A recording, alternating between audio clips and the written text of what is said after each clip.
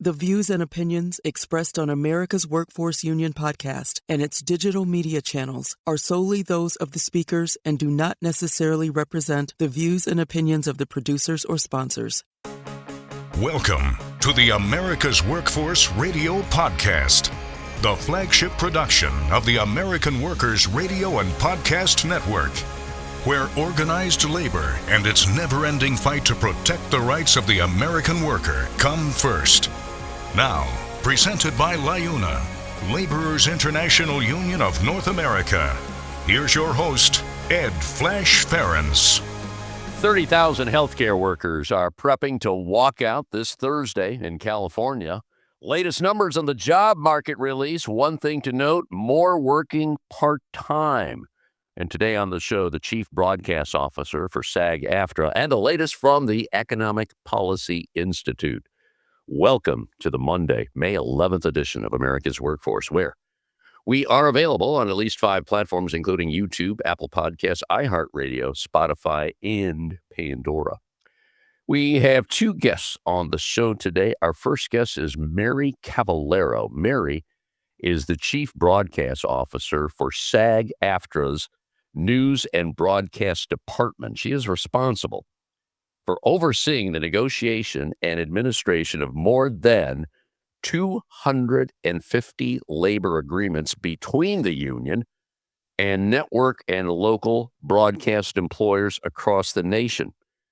She also chairs national negotiations for the network news agreements, as well as negotiations with employers with operations in multiple markets. And right now, what we're seeing is a huge consolidation, especially in broadcast. And she's going to talk about the layoffs recently at a TV station in Los Angeles. This is KTLA and also WGN out of Chicago.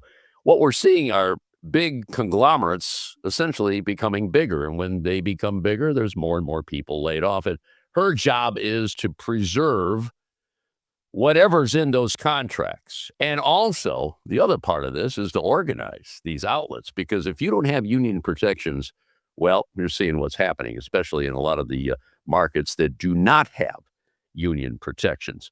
A little bit on SAG-AFTRA. I've been a member of that union since 1974, when it was just AFTRA.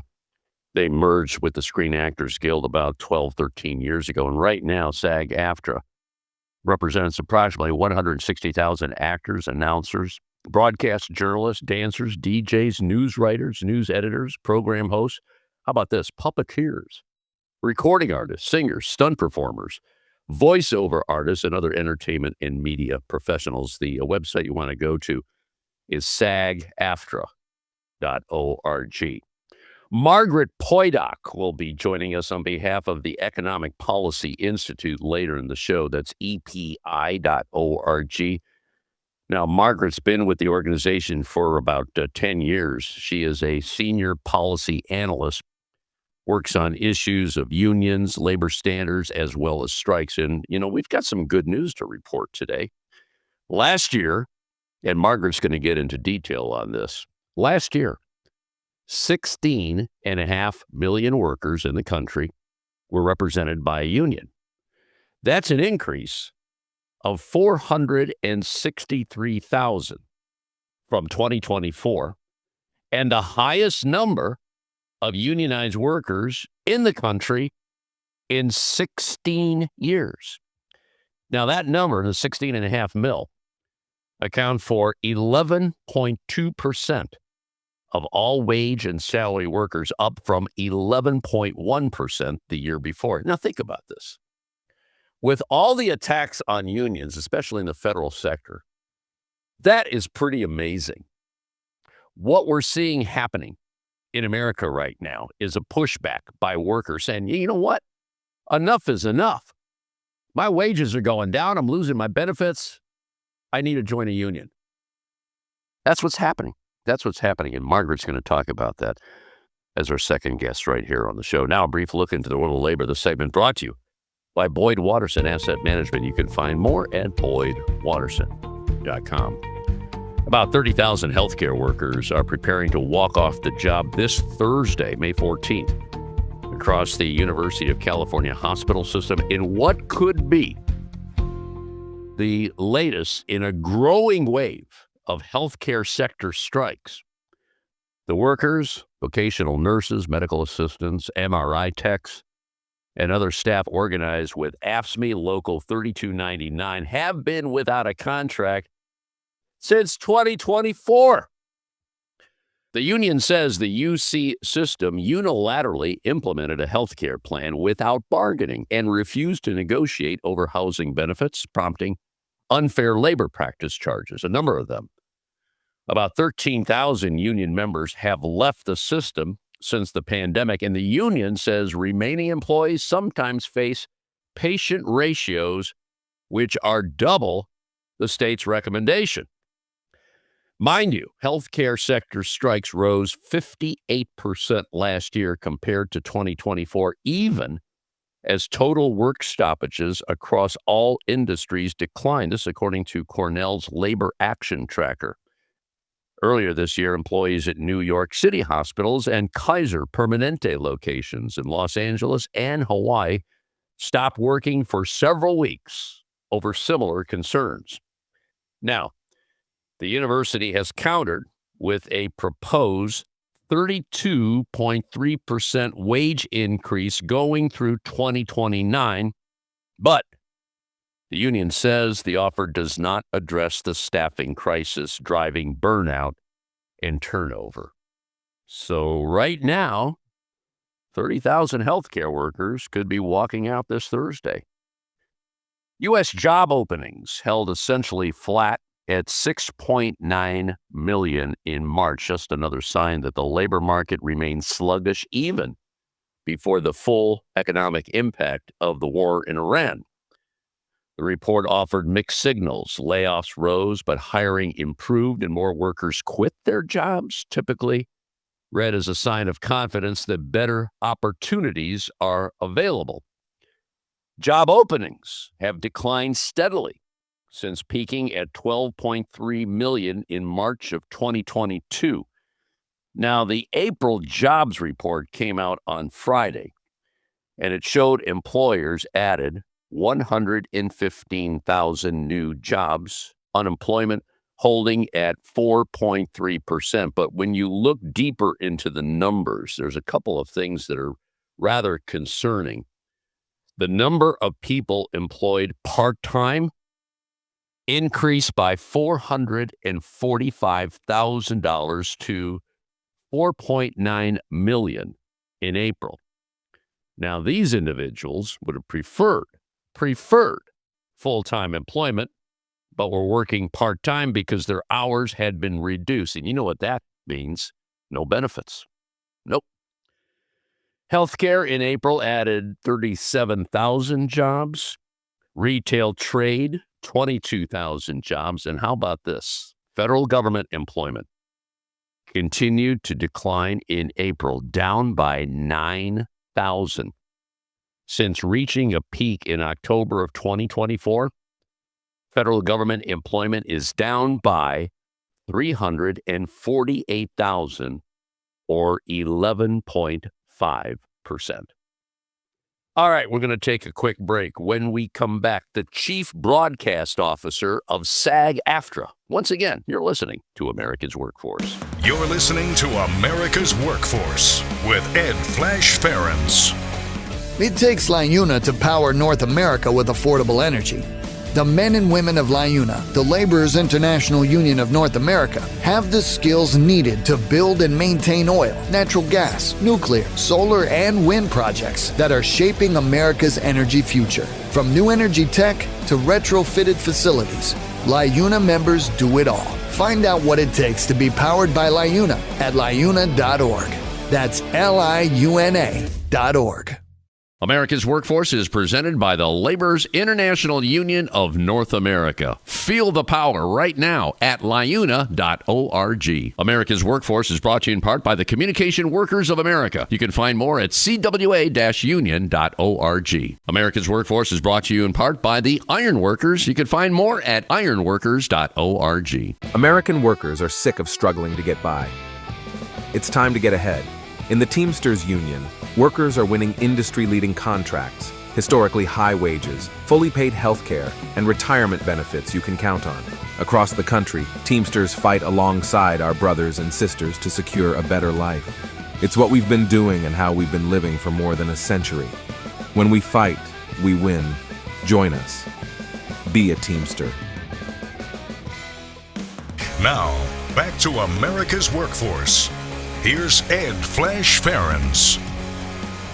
And remember, you can check us out on Facebook or follow us on X, formerly known as Twitter. That would be AWF Union Podcast. AWF Union Podcast. Everything is archived there. Let's go to the West Coast and join Mary Cavallaro. Mary is the Chief Broadcast Officer for my union, which is SAG-AFTRA, Screen Actors Guild, the American Federation of TV Radio Artists. And by now, you know there's been a lot of changes in broadcast journalism, layoffs here and there, consolidation.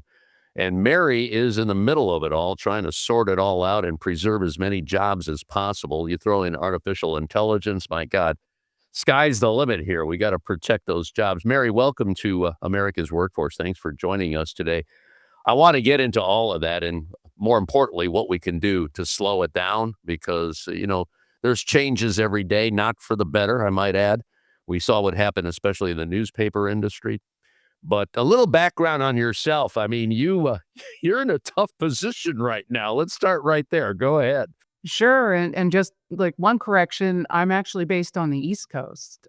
So I work out of our New York office, our New York headquarter office, originally from Philadelphia. So I started with the union as a business rep in Philadelphia and have been working in the broadcast space since 1995 for the union.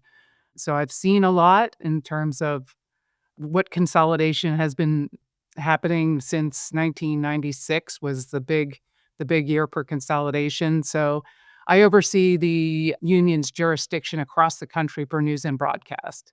And I've been working for broadcast journalists and disc jockeys for many, many years. Well, thanks for the correction on that. I just kind of assumed that you were out on the West Coast over there because we've had a number of guests, and you're the first one that's on the East Coast. So, okay, most of them are in the Los Angeles area, and I deal with the folks in Los Angeles. Obviously, now I'm getting an AFTRA pension. And those are things that not too many people have today. They have these defined contribution plans, but not defined benefit plans. And that might be something we can touch on here. But Sure. let's get into this. And I followed this, my God, 52 years I've been a member of the union. And I blame the Telecommunications Act of 1996. It actually started before that, with consolidation, but that one seemed to have accelerated everything. I'd like to get your take on that, Mary. Sure. And, I was just a year into my career with SAG-AFTRA. I'm a lawyer by education, came in as a business rep with the union in Philadelphia.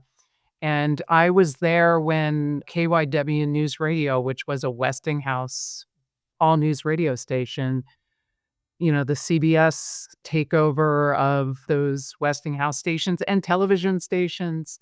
And then with that came, in Philadelphia alone, we had a swap. KYW used to be the NBC affiliate. WCAU was the CBS affiliate. As a result of that CBS transaction, they swapped affiliates.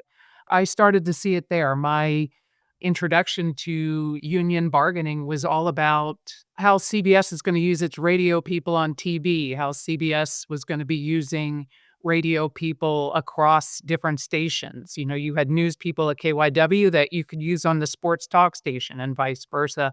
It was a bit of a baptism of fire, but we as a union were looking to protect jobs and deal with workload and compensation issues. All that kind of came out of that. But yeah, that was a year that I will never forget because a lot came out of that. And I know you're a radio person and I'm a huge radio person myself. So watching what happened to radio alone after that was significant. But then that was the entree into what happened with television as well. Mm-hmm.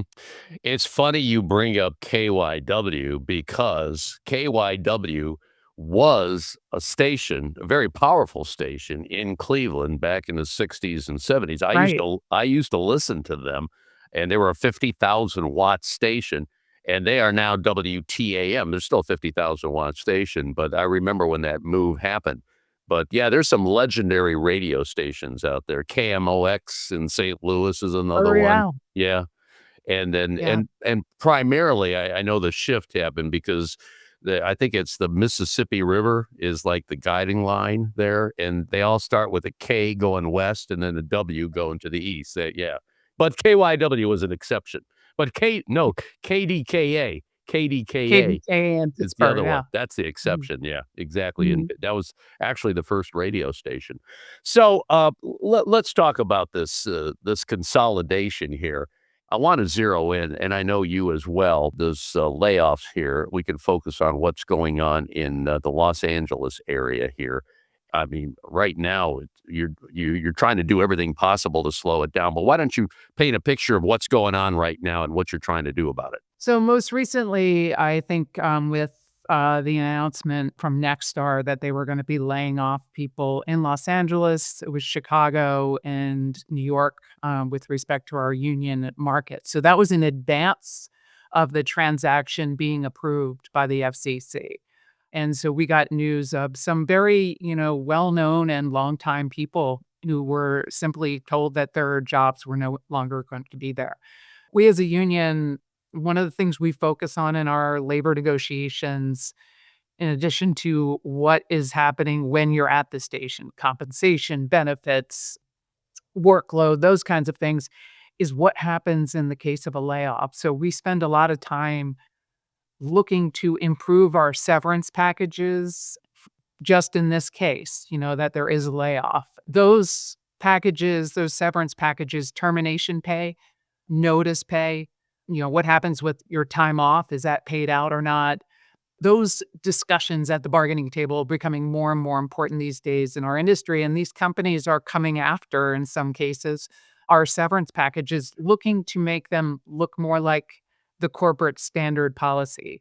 In most cases, the union contract provides much more of a cushion if you were to be laid off or terminated than you would otherwise get under the company policy. And then I'll just say one more thing is our health and retirement benefits also, especially the health package, the way our plan works, you have time after you've been terminated or lay off that you can stay on our benefits.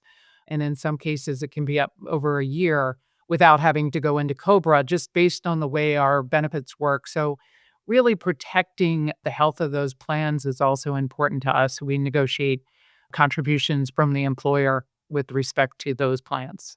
We'd love to be able to prevent a layoff. And in some cases, we do have contracts that we have the opportunity to talk to management and say, well, maybe don't lay off this person because this person was looking to retire. There's different things that we can do to try to prevent layoffs, but it's really important to us to really protect those separation packages that we've negotiated over time.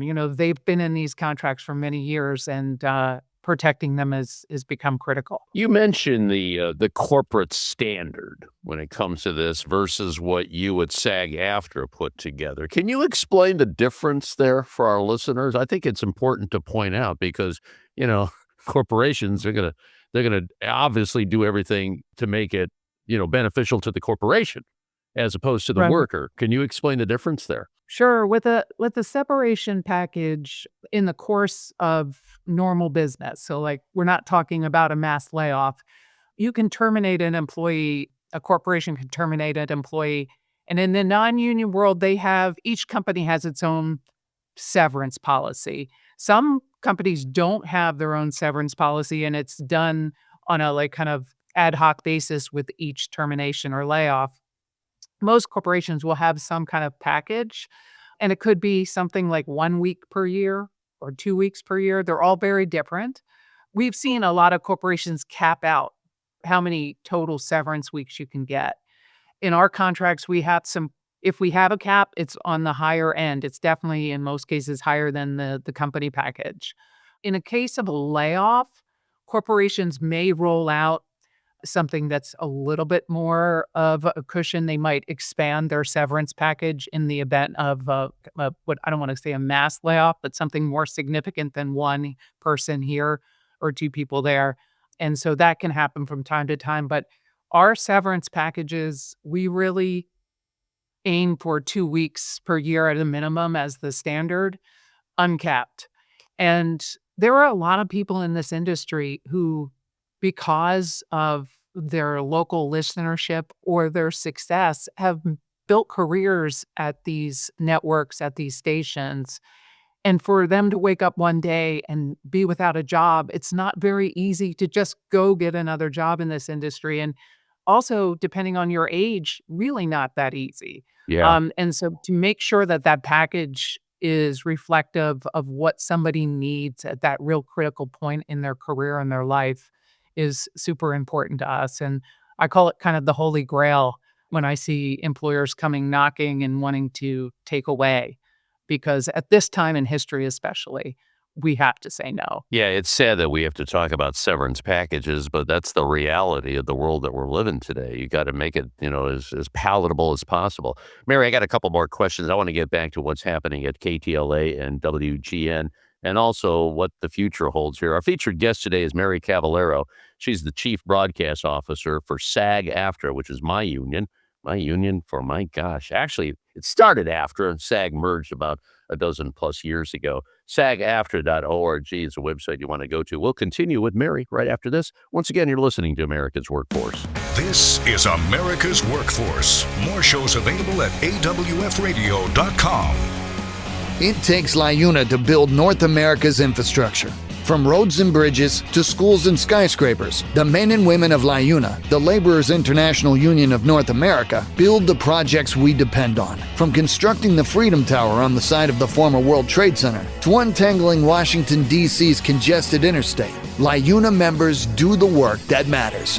Find out what it takes to be built by LIUNA at liuna.org. That's liuna.org. This segment of the show is brought to you by the Brotherhood of Maintenance of Way Employees Division of the International Brotherhood of Teamsters. For more information, please visit bmwe.org. America's Workforce is brought to you in part by the United Steelworkers. You can find more at usw.org. America's Workforce is brought to you in part by the International Federation of Professional and Technical Engineers. You can find more at ifpte.org.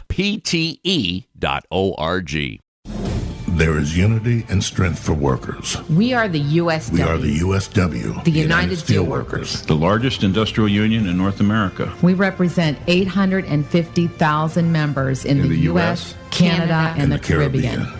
We work in metals, rubber, chemicals, paper, oil refining, atomic energy, and the service sector. We are steelworkers, standing strong and fighting for what's right. Now, back to Ed Flash Ferenc with America's Workforce. And remember, you can check us out on at least 5 platforms. That includes YouTube, Apple Podcasts, iHeartRadio, Spotify, and Pandora. And when you get an opportunity, here's what you do. Just sign up and receive our shows on a regular basis and give us a rating. We always appreciate those 5-star ratings, so please keep them coming.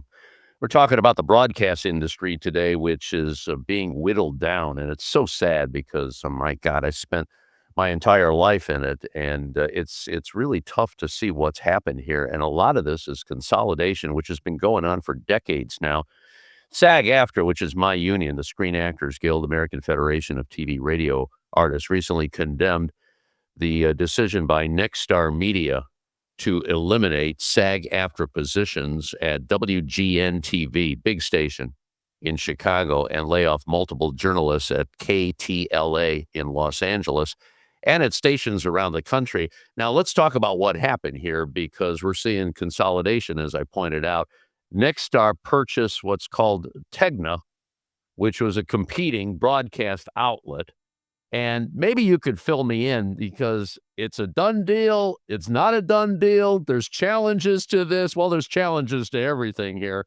We're seeing more jobs being lost on all this. It needs to be challenged. People need news. They need broadcast news. They need newspapers. We have to be an informed society. Enough said. So Talk to me about what's going on here. Is this a done deal, in your opinion, or what? Well, so that remains to be seen. What happened, we had the layoffs at Nexstar, and many people look at those layoffs. I don't work for Nexstar. I don't work for Tegna. I work for the people who work for them. And what people surmise is that transaction comes at a cost to the company. They were basically purchasing a whole lot of stations. Who knows what their financials are, but the thinking around why they made those layoffs when they did in advance of the deal even being approved or closing, they wanted to unload some of their bottom line going into this. They have to pay for the transaction. And unfortunately, that comes at a cost for workers. And that's what happened here. And then shortly after that, around March 19th, is when pretty much in the middle of the night, the FCC approved what was this transaction between Nexstar and Tegna, to the surprise of many people, in large part because a group of 8 states attorneys general basically filed an action to challenge the transaction, saying that, wait, put the brakes on this. There are concerns here that have to do with a number of different things. And one of the things was, in fact, the concern about jobs. There are other issues related to carriers and whatnot, but that action was announced to be filed, and then overnight, the transaction was approved by the FCC. The reason the FCC needed to approve it, they approved multiple transactions between television and radio companies all the time.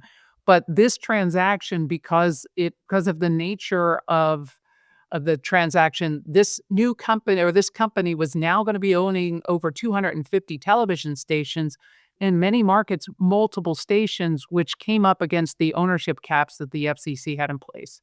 So it essentially, by approving the transaction, the FCC also approved lifting that rule that limited the number of stations they could own. And just getting into the concerns around, we as a union, our concern is representing the workers who work at these stations, and how this, the approval of this transaction is going to impact them. What's going on right now is the companies are still being maintained separately because a judge issued a temporary restraining order, which was just extended for, I think, another week, that prevents the companies from implementing the merger. So any plans that this company had to kind of combine newsrooms or whatnot have to be on hold. They can't be doing anything that would, indicate that that transaction is actually in fact happening. So we'll see what happens with this challenge from the state's attorneys general.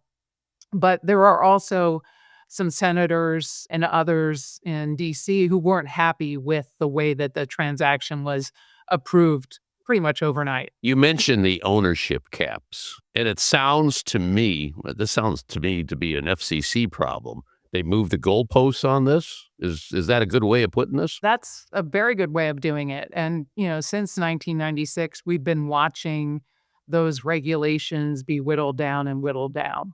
This was kind of, I think, for a lot of us who've been watching for years, one of the most significant moves to have happened. I don't think people were surprised that these companies would try it, just based on what, if you've been following the industry, what's been happening all over the place in Hollywood and, in television, film, and in broadcast, with the multiple platforms and so forth.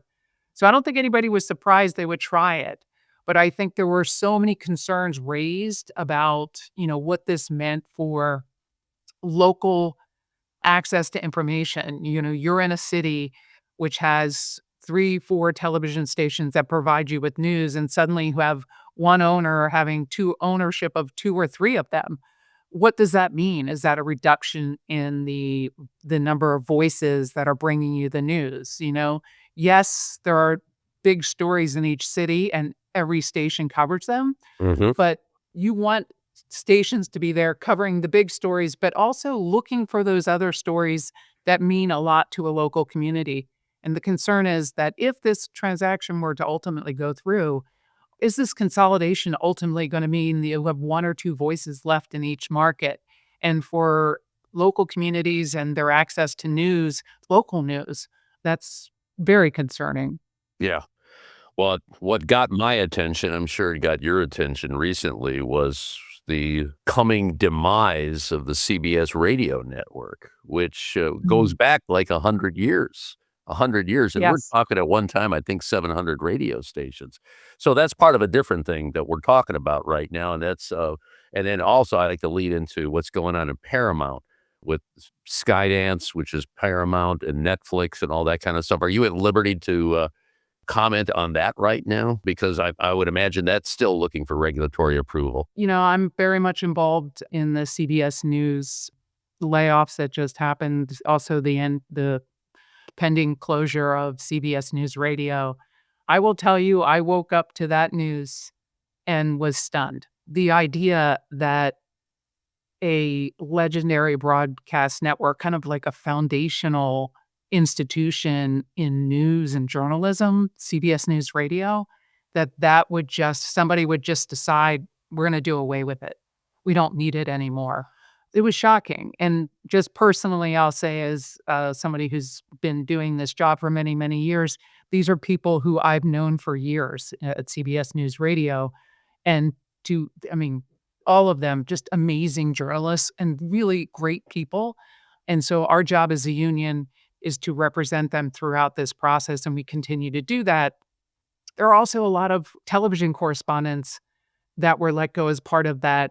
I'm not inside the heads of anybody who runs CBS News, but there have been leadership changes, a lot of it in connection with the Skydance transaction.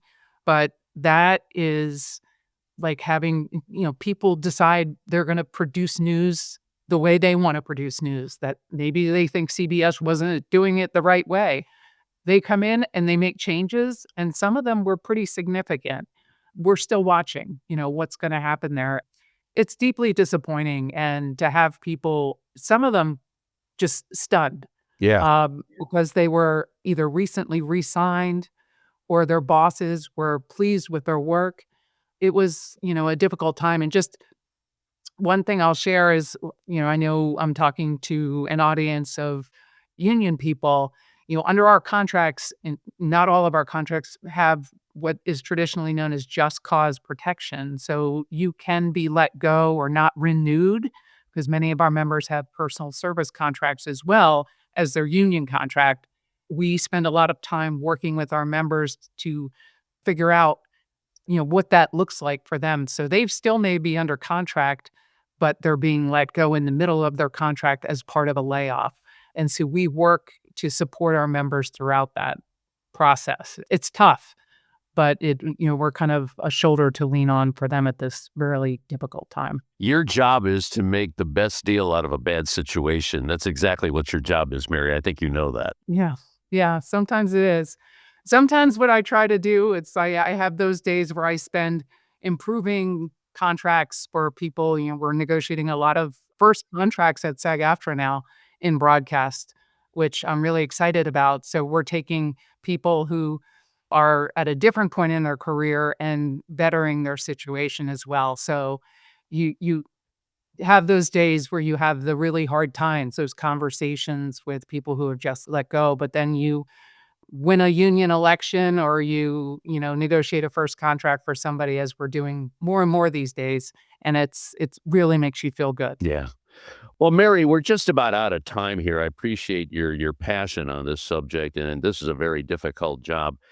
Any message that you would like to convey to those, especially, they may not have that union contract? I think this is a good opportunity to speak out on that. What do you think? Sure. I've been doing this work for a long time, as have many of my colleagues that work for SAG-AFTRA. And if you are at a non-union station and you find yourself in this situation, a layoff, or fearful of a layoff, or maybe you're being given a new personal service contract and you don't know how to read it, SAG-AFTRA is always happy to talk to anyone out there who works at a radio station or a TV station or a digital news operation and help you out. We understand that you might not be at a union operation, but rising tide lifts all boats. And so we would love to talk to you. So don't think that you can't seek out the help of the union if you're not at a union station, please contact us. Well, you hang in there. Please keep in touch with us because it's not going to stop. I think you know that. They're going to try to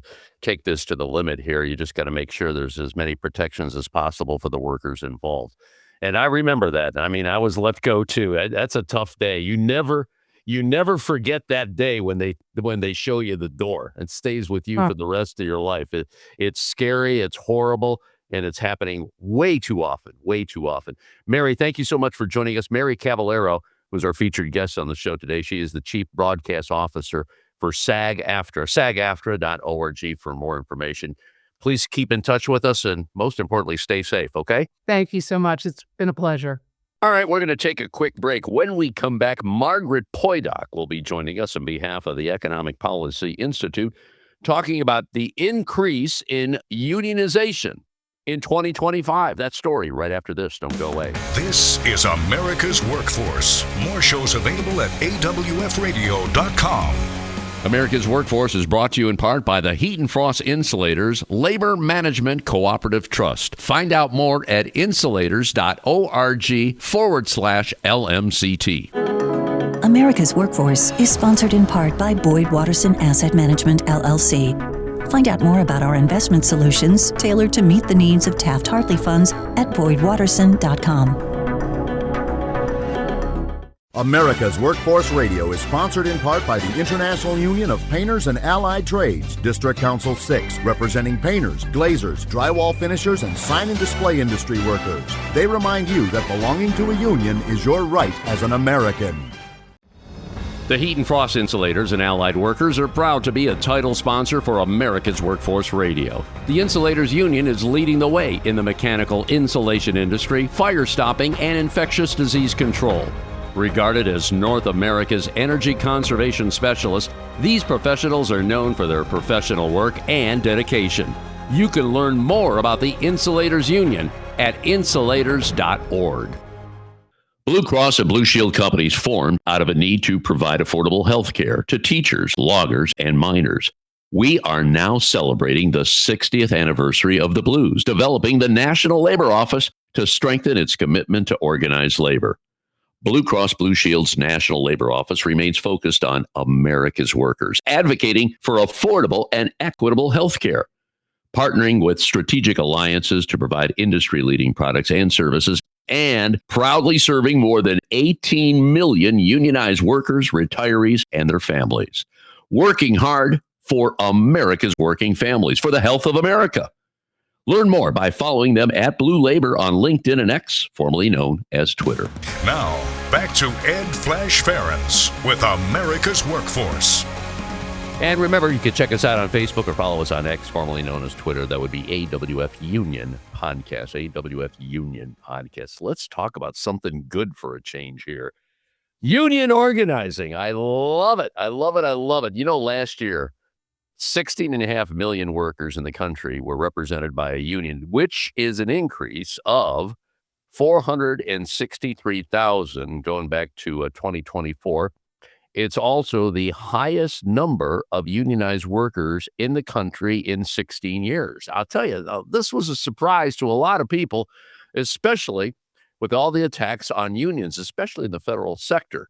Joining us as our featured guest right now is Margaret Poydock, no stranger to America's Workforce. She is speaking on behalf of the Economic Policy Institute, which did this survey. She serves as a senior policy analyst, and she's here to take a deep dive into these numbers. Margaret, welcome back to the show. I have to ask you, when you did the research on this, little surprise on your behalf. What do you think? Yeah. So first of all, thank you for having me. So yeah, the numbers that you have laid out for us today are actually numbers from the Bureau of Labor Statistics, which we analyzed in our report. And yeah, we saw an increase in unionized workers, largest increase, as you said, since 2009. We saw increases all over the board, from the private sector to public sector, young workers, workers of color, different regions as well. So there was a big surprise to see that there were increases among unionized workers, especially since there have been such a long term decline among union workers for several decades now. You mentioned the Bureau of Labor Statistics here, and what's even more compelling, the numbers we're looking at from last year. Well, we had a government shutdown, the longest government shutdown in U.S. history. Did that complicate things in sorting out the data here, or what, in your opinion? Yeah, that's a great question, and something myself and my colleagues were wondering. Because of the government shutdown, we did lose a month of data, particularly October is not included in the survey data or in the release of this report. But to make sure that we are comparing apples to apples with the 2024 data, we actually took out the October data for 2024 and recalculated it to make sure that it added up. And so I want to say that it's very concerning that we lost an entire month of data, but we feel very confident that the numbers that we analyzed in our report show that there was an increase in 2025, even when you don't have that October data to rely on. One thing I noticed in the story on the Economic Policy Institute website, epi.org, for those of you listening, the BLS provides data on both union membership. We're talking about workers who are full-fledged union members, and union representation. Can you explain the difference here, Margaret? Yeah, so our report focuses on workers represented by a union. That includes all workers that are covered by a contract. That's a larger number of workers that are protected by a union. Union members are those who elect to be members of a union. But I will say in our report, we focus on those represented by a union because that covers all workers covered by a collective bargaining agreement. I gotcha. So right now, when we talk about the 16.5 million unionized workers, that is 11.2% of all wage and salary workers, which is up from 11.1% if you go back to 2024. And what we have seen prior to that has been a downward trend. So this is very exciting. It's fun to talk about it, especially with the attacks on unions with the federal sector, and which is still going on. And a lot of this is in the courts. That could make a difference here, probably for, I would imagine, when we take a look at this later on this year. What do you think? Yeah, that's a great point. I think this is a trend that we are going to monitor next year and years after that. But we theorize at least two reasons why we saw an increase in 2025. The first is that workers realize that it's better in a union. This is especially true for federal workers, where we saw an increase in federal workers represented by union 2025 increase despite the attacks from the Trump administration. And then the second reason we theorize this increase is that organizing and winning union elections and negotiating a first contract takes a very long time. So we actually might be just seeing the groundwork that was laid years prior actually manifest in the survey data that we received this year as well. So I think we're finally seeing the fruits of the labor from workers over several years actually show up in the numbers today. Yeah. A lot of that was, I think, born in the pandemic. A lot of frontline workers who were not represented by a union said enough is enough. We need to organize. And I think we're seeing that now. Like you said, it takes several years for that to happen. I want to talk more about public sector workers. There was a time in America, I want to say in the early 1950s, when I think it was close to 1 out of 3 workers, 33 to 35% of workers in America belonged to a union. It was ridiculously high, and that covered public and private. Now, if you break it down, I see in 2025, 36.4% of public sector workers were covered by a union contract, compared to 6.8% of private sector workers. And when you put those two together, that's where you get the 11% number, which again is far cry from 35%. Probably is why we're seeing an attack on public sector workers, because that union density is that high. And there's a lot of people in the halls of Congress that like to bring that down because they don't like unions. I get that. And it's been going on for a long time here. Let's go even deeper into this when it comes to, there's a perception that primarily white men are union members. And apparently, when you take a look at it, it goes well beyond that. Can you explain, maybe if you could break down, people of color and how that figures into the latest report here? Yeah, so there is kind of an outdated notion that union members are stereotypically white men, but that is not true. In 2025, people of color, workers of color actually were part of the drive that increased both union membership and workers represented by a union. So unionization among people of color increased by nearly 300,000 compared to about 170,000 of white non-Hispanic workers. But our report shows that union workers that are represented by union are largely people of color. Black workers actually have the highest union density rate at 13%. Our report expands on it more, but we showcase that union workers are very diverse by both major ethnic and racial groups, by gender, but also by sectors as well. I recall a study, I think it's by the EPI, where you took a look at young workers, primarily young males, and there was an uptick in that. Did this report cover any of that as well? Yes. So I will say that our report shows that young workers, and we define that as those who are under the age of 45, were also a main driver in the increase among workers who were represented by a union. Our report found that union coverage among workers under the age of 45 increased by nearly 500,000 compared to an increase of just around 35,000 for workers among the ages of 45 and over. So young workers definitely show interest in unionization. While they might have a lower, if you look at the numbers, they have a lower share of the workers represented by unions, but they are largely the main driver in the increases and as well as organizing efforts as well. I see when it comes to young adults, those ages 18 to 35, that population has the highest favorability rate at 72%. That's pretty significant.